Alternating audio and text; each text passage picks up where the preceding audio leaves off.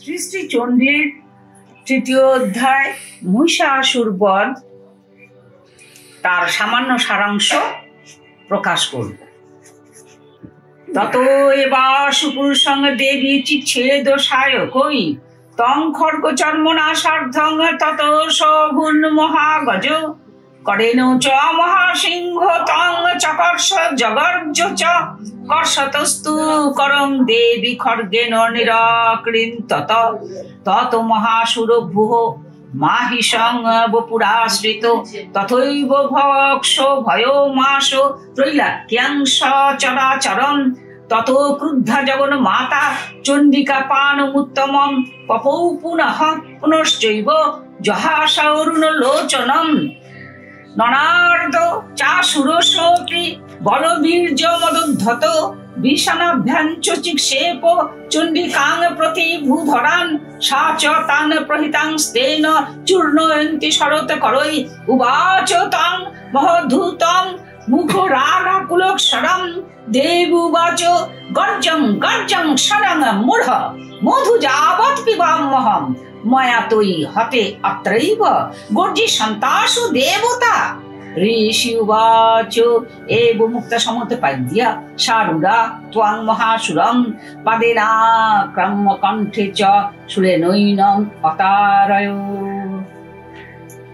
এখানে বলছেন যে দেবী শীঘ্রই খড়গ ঢাল সহিত সেই পুরুষকে বাণ দ্বারা ছেদন করিলেন।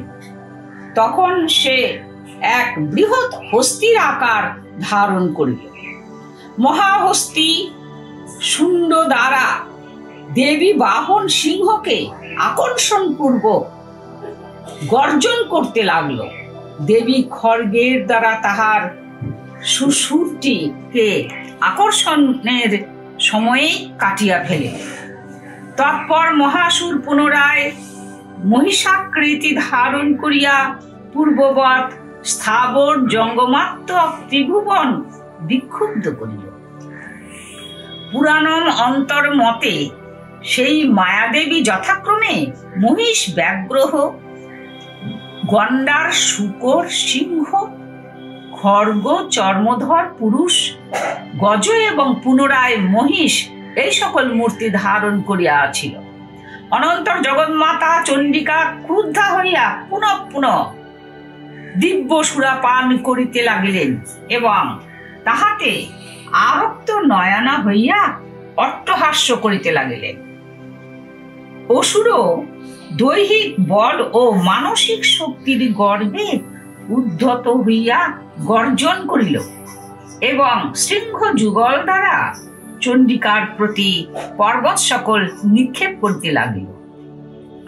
অসুর কর্তৃক নিক্ষিপ্ত পর্বত সকল স্বর দ্বারা চূর্ণ করিতে করিতে পানে অতিশয় রক্ত বদনা চণ্ডিকা দেবী বিজড়িত স্বরে মহাসুরকে বলিলেন।